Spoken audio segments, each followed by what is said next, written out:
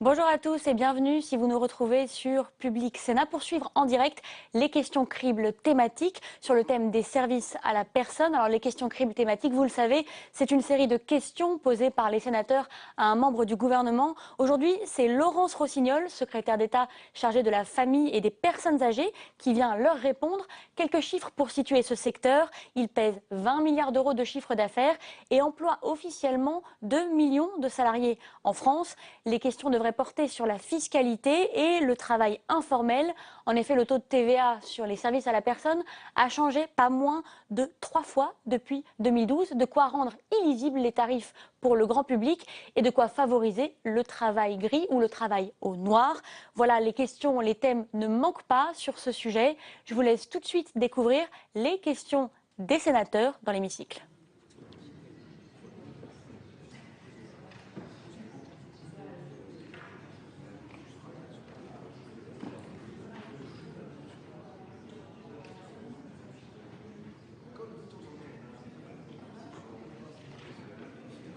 Voilà, vous voyez Gérard Larcher qui s'apprête à ouvrir la séance de questions cribles thématiques. Laurence Rossignol qui est assise au premier rang. On attend sans doute les derniers sénateurs qui doivent s'asseoir dans l'hémicycle pour poser leurs questions, je vous l'ai dit, sur le thème des services à la personne. On a en tout 7 interlocuteurs qui vont intervenir sur le thème des services à la personne, une parité entre les groupes politiques. Les questions cribles thématiques devraient commencer d'un instant à l'autre. Gérard Larcher préside cette série de questions. Il a d'ailleurs annoncé la suppression des questions cribles thématiques, un exercice qu'il avait lui-même créé. Voilà, tout de suite la séance. La séance est reprise. L'ordre du jour appelle les questions cribles thématiques. Questions cribles d'ailleurs qui vont disparaître. Je profite de la présence de Roger Carosi et d'Alain Richard pour vous dire que ces séances seront remplacées par les questions d'actualité en fonction de la décision du bureau sur le rapport de nos 2 collègues et du groupe de travail. Et ces questions cribles thématiques aujourd'hui vont être posées à Madame Laurence Rossignol, secrétaire d'État chargée de la famille, des personnes âgées et de l'autonomie sur les services à la personne. Cette séance est retransmise sur France 3 et Public Sénat. La parole est maintenant à notre collègue Jean-Marie Van Lerenberg, président du groupe de l'Union des démocrates et indépendants, Union centriste. Vous avez la parole, mon cher collègue. Monsieur le Président, je vous remercie de cette promotion, mais je ne suis pas président, monsieur. Monsieur le Président, Madame la Ministre, mes chers collègues, cette question précède de quelques jours la discussion du projet de loi sur le vieillissement, dont la philosophie qui l'inspire est le maintien des personnes âgées à domicile. Pour ma part, j'ai présenté le 4 juin dernier avec notre collègue Dominique Vatrin un rapport sur le sujet et notre constat pour ce qui concerne les publics les plus fragiles, donc les personnes âgées handicapées, est alarmant. Le système est à bout de souffle et à réformer d'urgence. En effet, les services d'aide à domicile sont confrontés depuis plusieurs années à une dégradation de leur situation financière qui peut aller jusqu'à menacer leur pérennité. Notre rapport formule 13 propositions autour de 3 axes. La discussion du projet de loi permettra de développer notre position. Je m'y limiterai aujourd'hui à la question financière.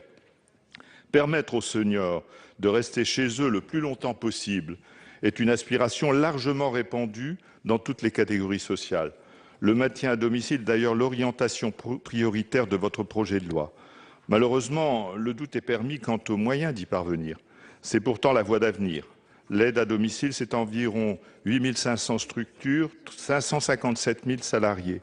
Et la Direction de l'animation et de la recherche des études et des statistiques, la DARES, estime à 300 000 le nombre de créations d'emplois d'ici 2020 dans ces secteurs de services à la personne.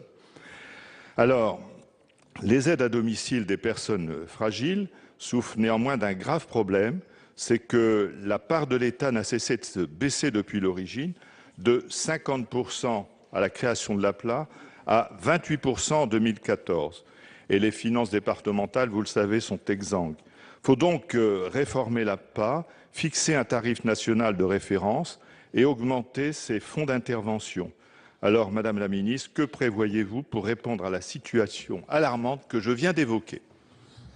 La parole est maintenant Madame Laurence Rossignol, secrétaire d'État chargée de la famille, des personnes âgées et de l'autonomie. Vous avez la parole, Madame la Ministre. Merci, Monsieur le Président. Monsieur le Sénateur Van Leeuwenberg, la réforme de l'APA à domicile est en effet un axe central du projet de loi d'adaptation de la société au vieillissement que vous connaissez bien et que votre Assemblée examinera la semaine prochaine.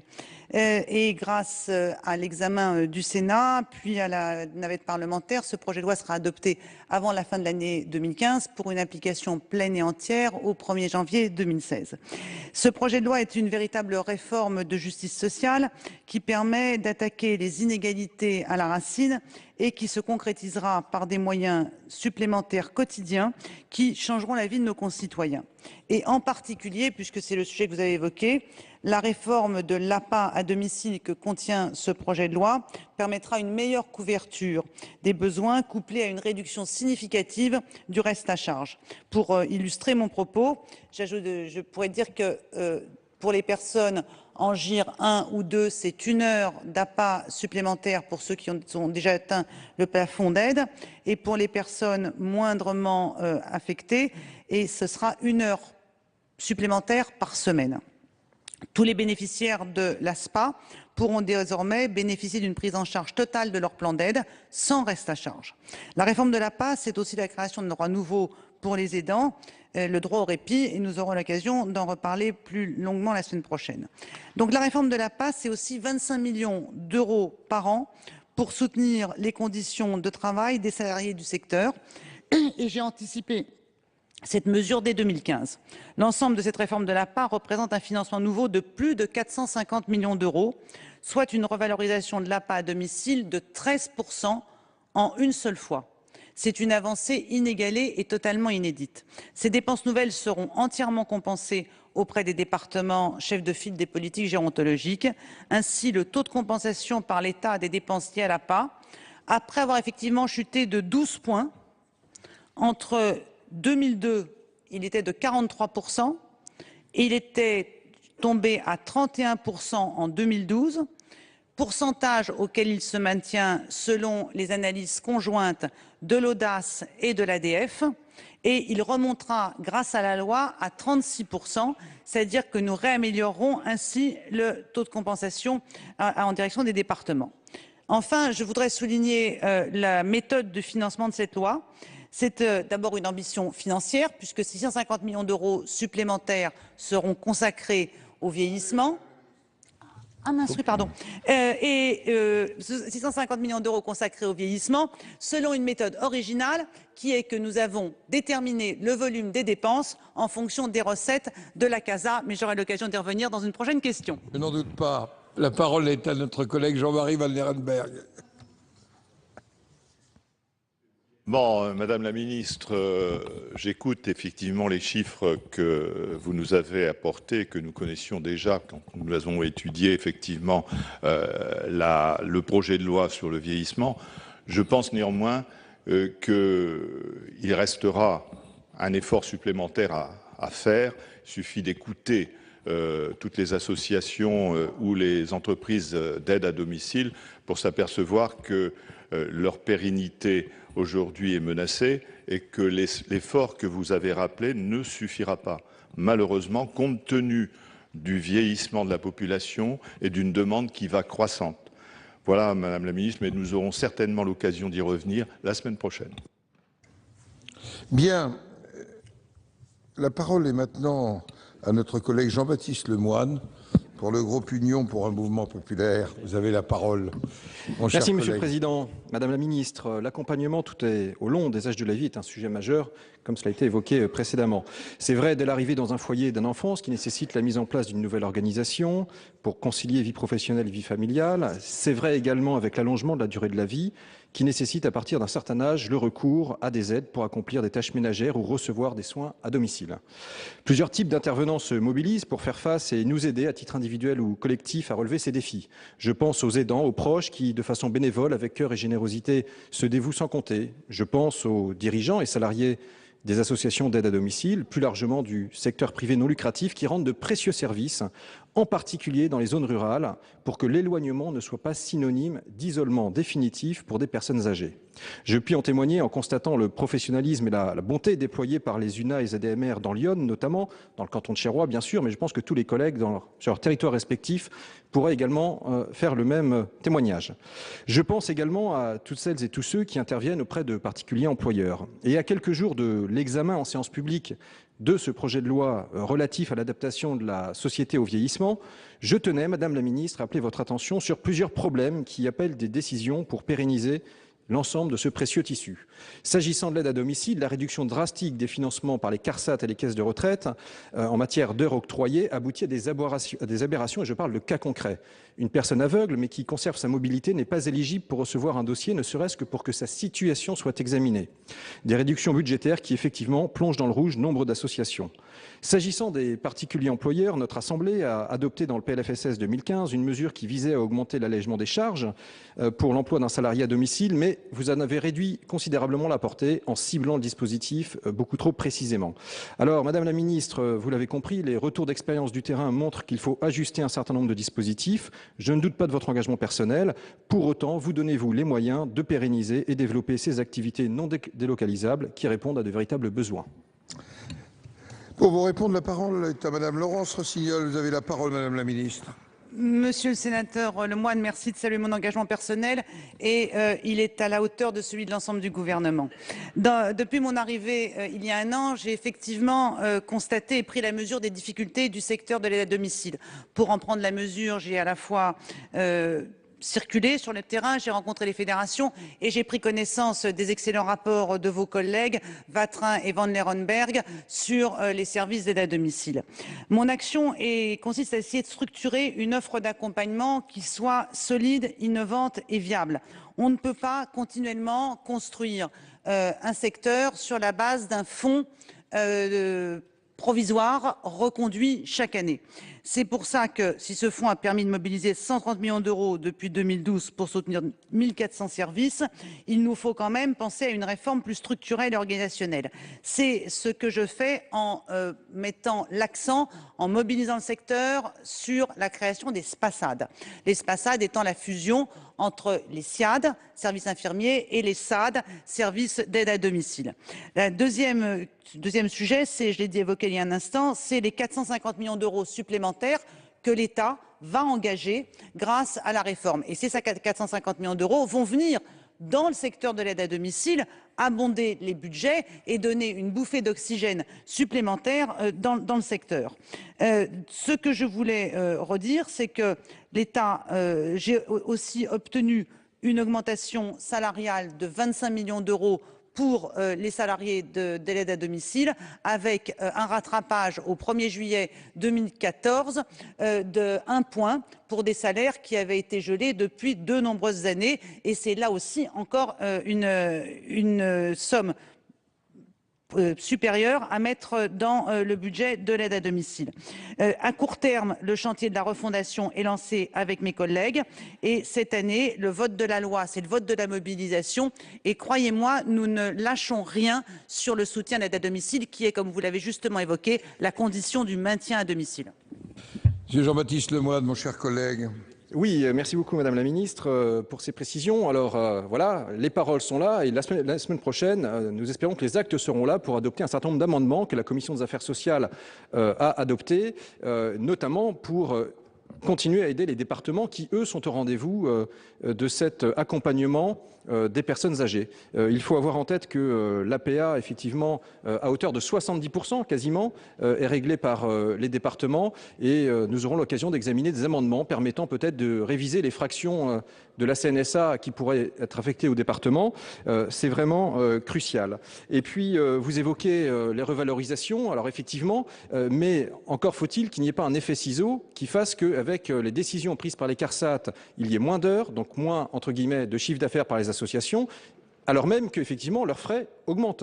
Donc là, il y a là un danger potentiel qui peut remettre en cause, on l'a vu dans certains territoires, certaines associations. Donc restons vraiment mobilisés et au rendez-vous des amendements la semaine prochaine. Merci. La parole est maintenant à notre collègue Françoise Laborde pour le groupe du Rassemblement démocratique et social européen. Vous avez la parole, ma chère collègue. Merci, Monsieur le Président, Madame la Ministre, mes chers collègues. Dans son acceptation la plus large, les services à la personne englobent une grande diversité d'acteurs et de publics. Ce secteur en plein développement fait face à plusieurs écueils et plusieurs rapports parlementaires lui ont été consacrés. La semaine prochaine, nous aborderons ces thématiques lors de l'examen du projet de loi sur l'adaptation de la société au vieillissement qui apporte des améliorations notables. Ma question porte plus spécifiquement sur les services aux personnes atteintes de handicap et aux personnes âgées pour lesquelles l'aide à la personne permet de continuer à vivre aussi longtemps que possible chez elles. Pourtant, cette aide à domicile est de l'avis de tous un système à bout de souffle. La réforme à venir ne répond pas totalement, malgré la nouvelle affectation de la contribution additionnelle de solidarité pour l'autonomie, à la question de sa soutenabilité financière pour les départements, alors que leurs dépenses sociales ont connu une forte hausse ces dernières années, comme l'indique une étude récente de la Direction de la recherche, des études, de l'évaluation et des statistiques.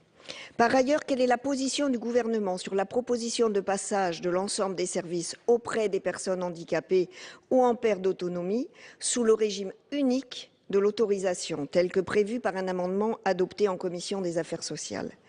Enfin, le 7 mars dernier, à l'occasion d'une quinzaine de rassemblements sur l'ensemble du territoire, des réseaux d'aide à domicile ont demandé un nouveau fonds d'urgence pour 2015.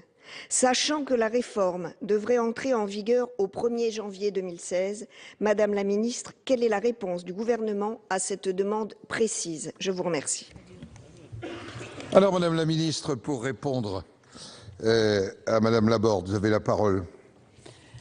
Madame la sénatrice Françoise Laborde, vous avez raison, cette dualité des régimes juridiques autorisation et agrément qui est héritée de la loi de 2005 sur les services à la personne est aujourd'hui un état de fait. Comment vous dire, si ça n'existait pas, je ne le créerais pas. Voilà, peut-être il eût mieux valu au moment où la loi sur les services à la personne a été votée qu'on isole les services auprès des personnes âgées ou des personnes handicapées. Néanmoins, la loi a 10 ans et se sont développés de nombreux services, c'est l'existant et il nous faut aujourd'hui gérer ceci avec responsabilité, la responsabilité nous invitant à la fois à rendre le secteur plus lisible mais aussi à sauvegarder l'emploi. Ma préoccupation avec Marisol Touraine et Ségolène Neuville, c'est l'accompagnement des personnes fragilisées autour de 3 enjeux clairs. La structuration territoriale de l'offre, notamment dans les zones rurales et isolées, la qualité de l'accompagnement, donc la professionnalisation, et les conditions de solvabilisation de la demande pour en limiter le reste à charge.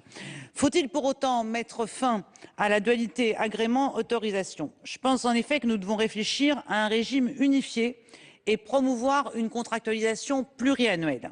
Cette cible est d'ailleurs un point commun des derniers rapports et de la Cour des comptes et des parlementaires sur le sujet.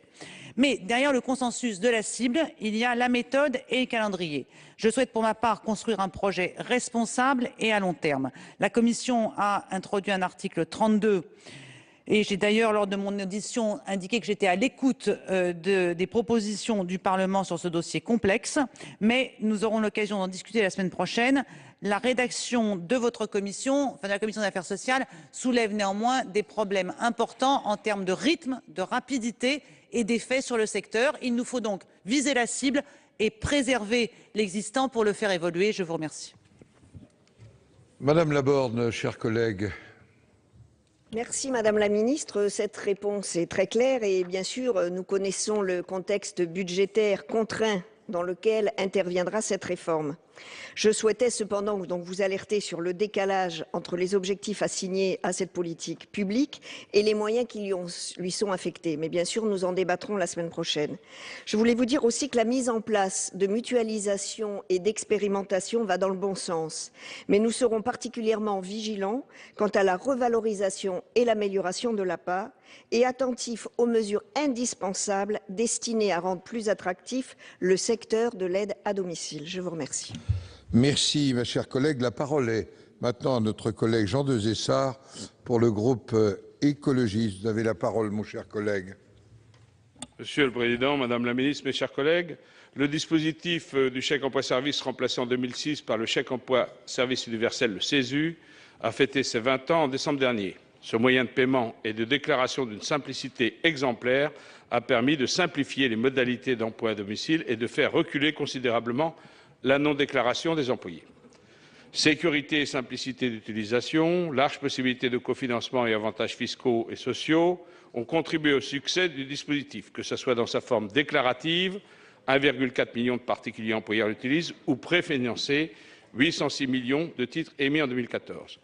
Le CESU vient grandement faciliter la vie des personnes qui ont recours à des services. Je le disais tout à l'heure, 1,4 million sur les 3,7 millions de particuliers employeurs que compte notre pays.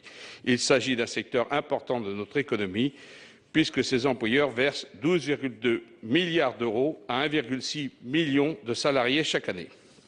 Les avantages du CESU pour l'employeur doivent se retrouver côté salarié et des avantages notables ont été réalisés à ce titre. Ainsi, un partenariat a été instauré entre les représentants de l'emploi à domicile et Pôle emploi en 2009.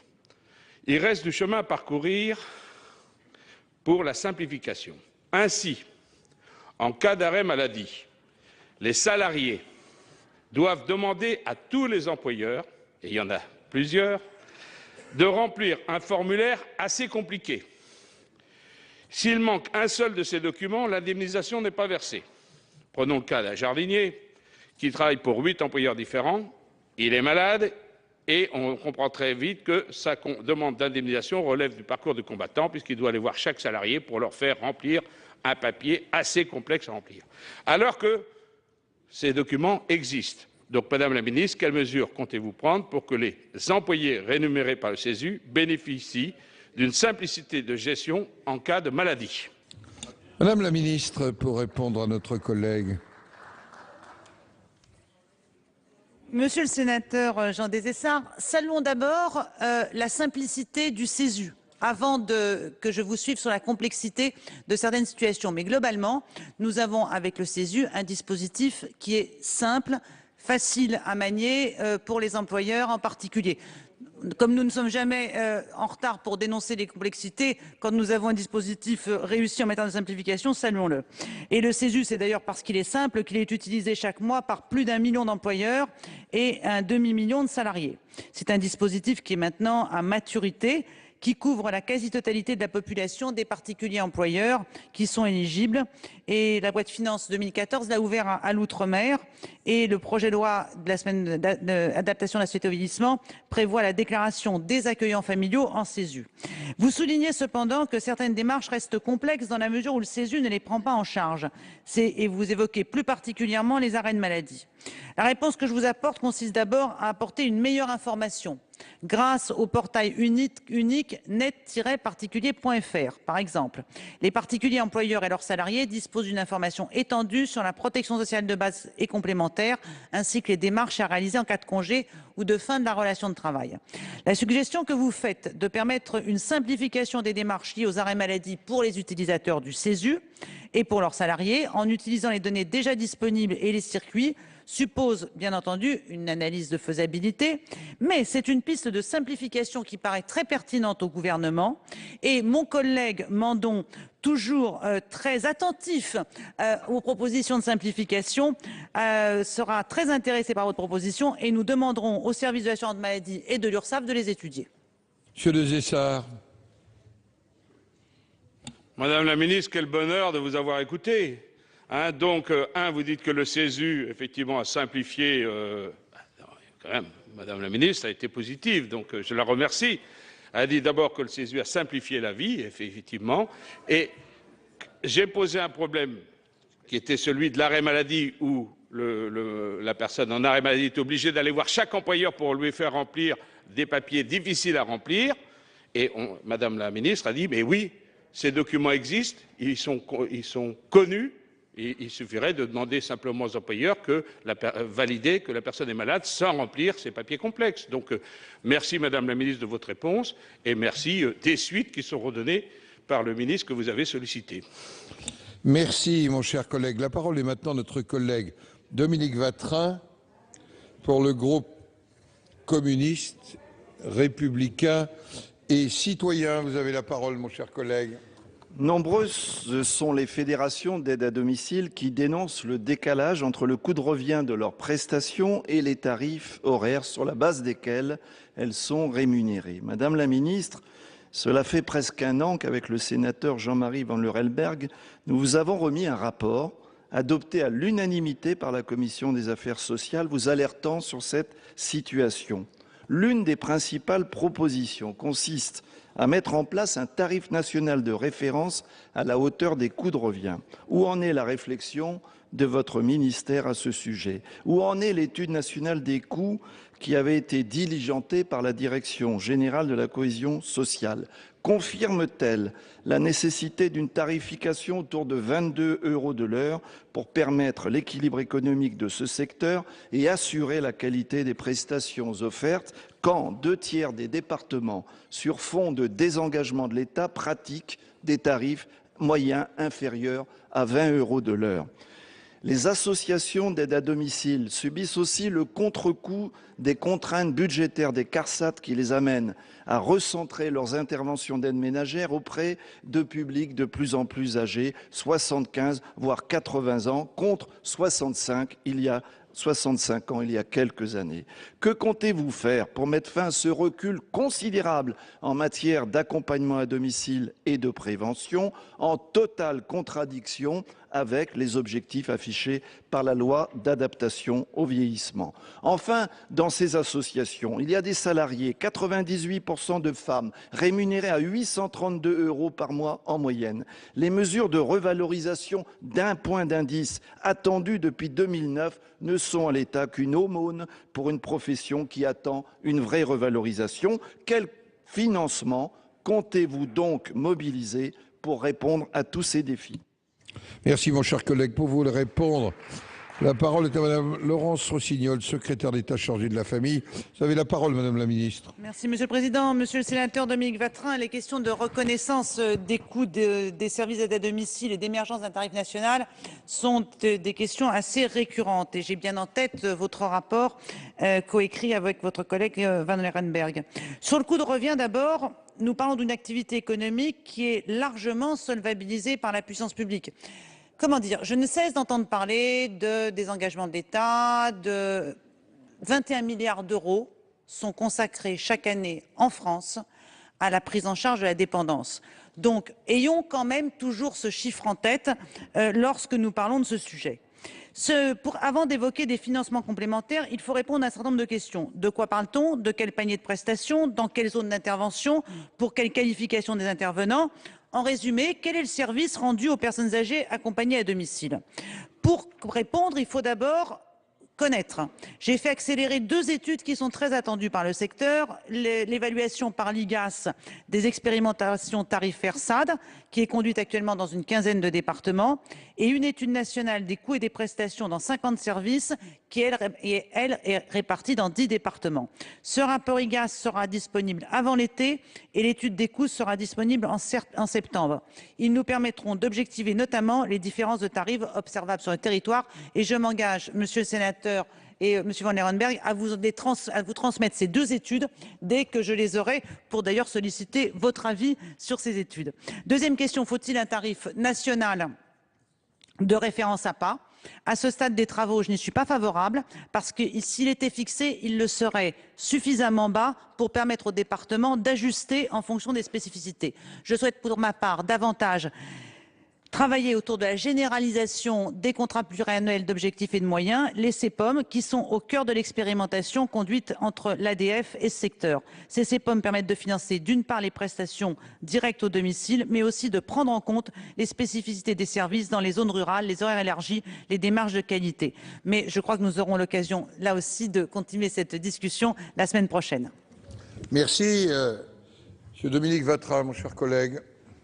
Oui, Madame la Ministre, vous n'avez pas répondu à ma question sur le financement et vous partez des contraintes financières pour rejeter finalement l'idée qui est largement partagée par tous d'un tarif national de référence des coûts à la hauteur des coûts de revient pour permettre l'équilibre financier du secteur. Je constate qu'à quelques jours de son examen par notre Haute Assemblée, le projet d'adaptation de la société au vieillissement propose effectivement quelques timides avancées pour les usagers, mais ces améliorations sont le seul produit de la contribution des retraités, la CASA, taxe de 0,3% pesant sur les seuls retraités. Vous nous dites que, en fait, vous ne pouvez pas répondre aux défis, faute de financement. Pourquoi ne pas instaurer une contribution solidarité des actionnaires qui rapporterait autant que la CASA, seulement 1% de taux sur les dividendes des seuls groupes du CAC 40 ou à 0,3% comme les retraités sur l'ensemble des 200 milliards d'euros versés aux actionnaires dans notre pays? N'y a-t-il pas là une piste véritablement à étudier si l'on veut véritablement répondre aux défis du vieillissement? Mon cher collègue, la parole est à notre collègue Jean-Pierre Godefroy pour le groupe socialiste. Vous avez la parole, mon cher collègue. Merci, Monsieur le Président, Madame la Ministre, mes chers collègues. Le secteur des emplois à domicile représente 3,6 millions d'employeurs et 1,6 million de salariés. Ce secteur continue de subir un fort recul, estimé à la perte de 35 000 équivalents temps plein sur les années 2012-2013. Les chiffres 2014 ne sont pas encore disponibles, mais l'on sait que la masse salariale sera toujours en net recul pour l'ensemble du secteur. Lors de la discussion du projet de loi de financement de la sécurité sociale pour 2015, un abattement forfaitaire doublé avait été introduit par amendement pour les particuliers qui emploient une personne à domicile pour des services liés à la garde d'enfants, aux personnes âgées dépendantes et aux personnes handicapées. Cette disposition a été censurée par le Conseil constitutionnel pour raison de forme. J'avais pour ma part déposé un amendement tendant à porter de 75 centimes à 1,50 € la déduction forfaitaire par heure travaillée pour l'ensemble des emplois concernés. Indépendamment du nombre d'emplois supprimés, Madame la Ministre, cette situation laisse supposer un retour à une part de travail non déclarée. Ce sont des emplois occupés souvent par des personnes en situation précaire qui voient leur cotisation sociale et retraite fortement diminuer quand elles n'ont pas complètement perdu leur emploi, se retrouvant ainsi à l'assurance chômage. Nous savons d'expérience que les variations des dispositifs fiscaux et sociaux se répercutent directement et rapidement sur les emplois à domicile et sur la façon dont ils sont déclarés ou non. Sans vouloir bien sûr revenir intégralement sur les dispositions qui existaient auparavant, par exemple l'abattement de 15 points sur les cotisations sociales des ménages qui déclaraient leurs employés à domicile sur la base du réel, dispositif supprimé par le gouvernement précédent. Nous souhaiterions savoir, Madame la Ministre, quelles mesures le gouvernement envisage de prendre pour remédier à cet état de fait préjudiciable, tant pour les personnes concernées, employeurs, salariés, que pour la situation de l'emploi dans notre pays et l'équilibre des différents organismes sociaux. Et pour vous répondre, la parole est à Madame Laurence Rossignol. Vous avez la parole, Madame la Ministre. Monsieur le sénateur Jean-Pierre Godefroy, d'abord peut-être pour mettre tout le monde à l'aise, la baisse du nombre d'heures déclarées n'a pas commencé l'année dernière ni même il y a 2 ans, elle est engagée depuis 2009. Donc chacun peut y prendre sa part de responsabilité.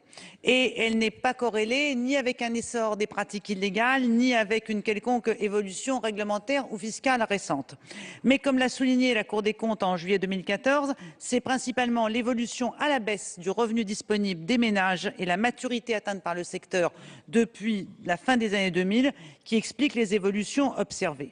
Les chiffres 2013 du secteur nous montrent que la baisse de 3,5% des heures rémunérées par rapport à 2012 est uniquement imputable au recul de l'emploi direct.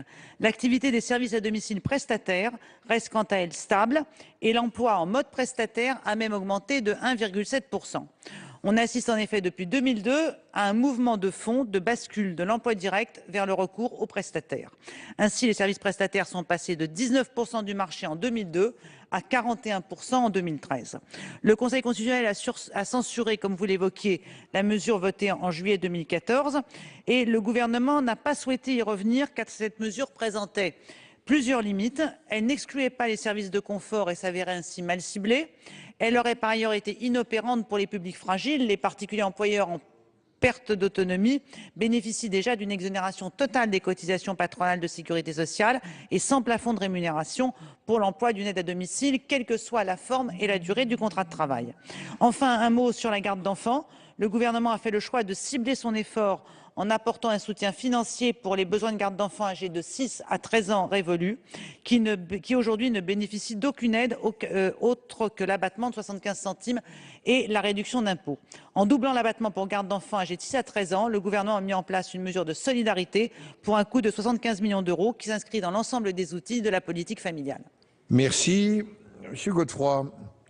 Mon cher collègue. Oui, Monsieur le Président, Madame la Ministre, je vous remercie de votre réponse. Il y a des éléments qui sont positifs dans cette réponse. Cependant, je crois que ne pas tenir compte du fait que des dispositions fiscales qui ont été modifiées aient eu un impact sur le volume d'emploi serait une erreur.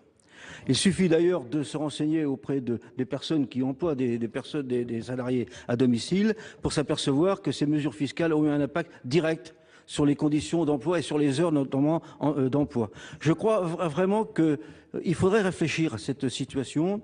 On avait dit à l'époque que c'était une niche fiscale, mais quand une niche fiscale permet d'employer des gens qui cotisent à la sécurité sociale, aux caisses de retraite, je pense que ça mérite une réflexion. Donc j'engage le gouvernement, on n'a pas le droit de faire comment dirais-je, au gouvernement, mais j'engage le gouvernement à réfléchir lors du prochain projet de loi de financement de la sécurité sociale à la nécessité de revoir quand même les dispositions fiscales concernant les emplois à domicile. Collègues, applaudissements sur tous les bancs. La parole est à notre collègue Cyril Pellevat pour le groupe Union pour un mouvement populaire. Bravo.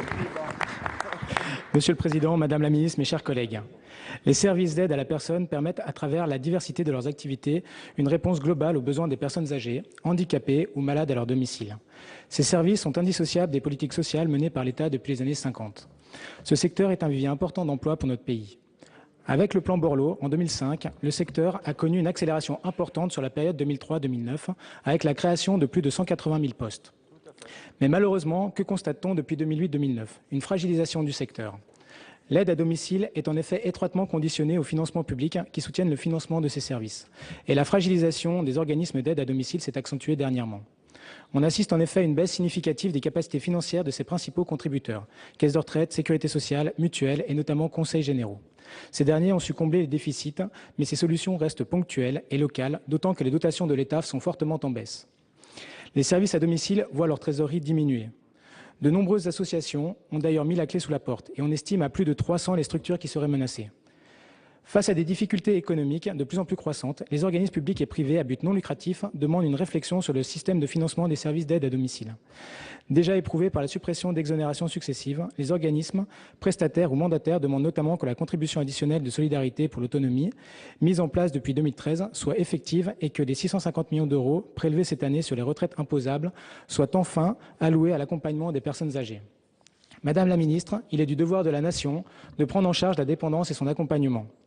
Soutenir l'aide à domicile, c'est le maintien de la solidarité en milieu rural dans des zones déjà fortement impactées par le chômage ou la désertification des services. C'est la garantie du maintien de l'autonomie à domicile alors que les structures adaptées pour personnes dépendantes manquent de lits. C'est assurer le bien-être des professionnels qui exercent un métier difficile en évitant le morcellement du travail, conséquence des économies que doivent faire les organismes. C'est garantir un vivier d'emploi important. Les projections sectorielles pourraient être de près de 100 000 équivalents temps plein en 5 ans et d'environ 200 à 240 000 temps plein dans les 20 prochaines années. Madame la Ministre, il est temps de penser à réformer le système de financement et de tarification de l'aide à domicile. Aussi, Madame la Ministre, je vous demande quelles mesures d'urgence et quels moyens financiers entend prendre le gouvernement pour cette question relevant de la cohésion sociale. Je vous remercie de votre attention. Merci.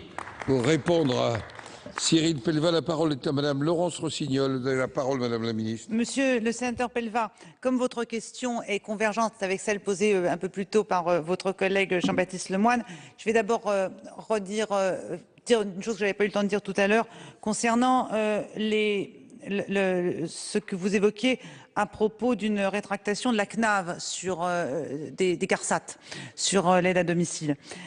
En fait, ce qui s'est passé, c'est que la CNAV a reconcentrer ces aides sur une logique de panier de services différente et surtout c'est qu'elle a augmenté ses tarifs en même temps puisque les tarifs de la CNAV vont augmenter de 3,6% avec un taux horaire à 20,10 €. Donc c'est pas un désengagement, c'est une réorientation et une reconcentration des priorités de la CNAV. Pour répondre plus précisément, je partage les constats, mais on les partage tous, et nous cherchons effectivement les solutions d'évolution de la tarification. C'est pour ça que le chantier que j'ai lancé cette année, depuis le 17 décembre, avec l'ADF, nous avons élaboré la feuille de route des réformes à conduire en 2015. Je l'évoquais il y a un instant, j'attends avec impatience le rapport de l'IGAS sur l'évaluation des expérimentations tarifaires pour en tirer toutes les conséquences.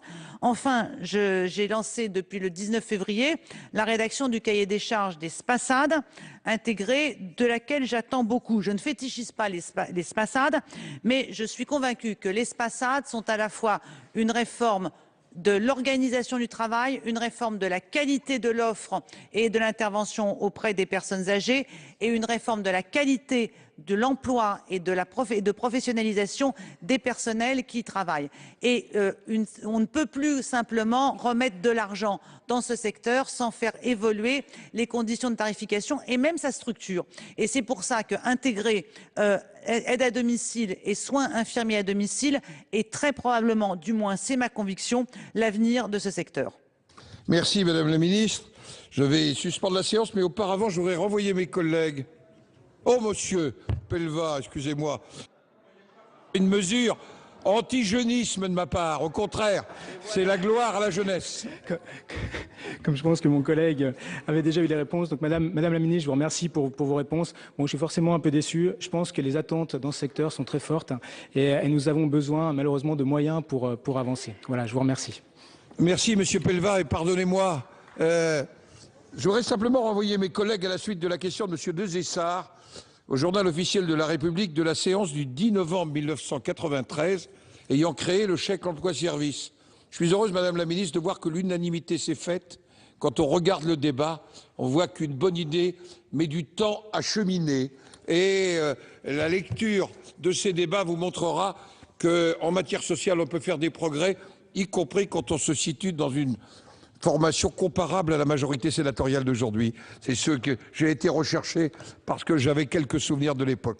Merci, elle sera reprise notre séance à 16 h pour la suite de l'examen de la proposition de loi tendant à interdire la prescription acquisitive des immeubles du domaine privé. Voilà pour cette séance de questions cribles thématiques. Pendant 45 minutes, vous avez pu entendre la secrétaire d'État Laurence Rossignol répondre aux sénateurs. Alors certains se sont inquiétés, comme le centriste Jean-Marie Van Leeuwenberg, de la gestion des services à la personne face au vieillissement de la population. Comment permettre aux personnes âgées ou aux personnes handicapées de recevoir des aides à domicile. Laurence Rossignol a répondu qu'elle avait obtenu une enveloppe de 25 millions d'euros par an pour soutenir les salariés de ce secteur et pour améliorer l'offre, notamment en zone rurale et isolée. D'autres réponses interviendront dans les semaines à venir, puisque le Sénat s'apprête à examiner en séance un projet de loi relatif à l'adaptation de la société au vieillissement de la population.